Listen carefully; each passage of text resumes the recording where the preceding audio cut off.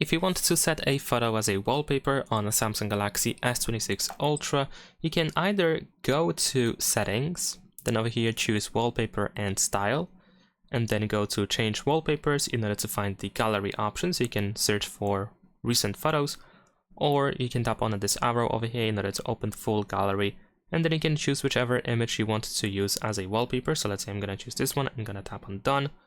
Over here we can decide if we want to set the photo for lock screen and home screen. And there we go.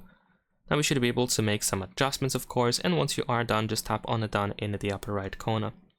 Besides that, you can also open the gallery, and then over here from the gallery, you can tap on these three dots in the upper right corner, and then you can choose to set as wallpaper.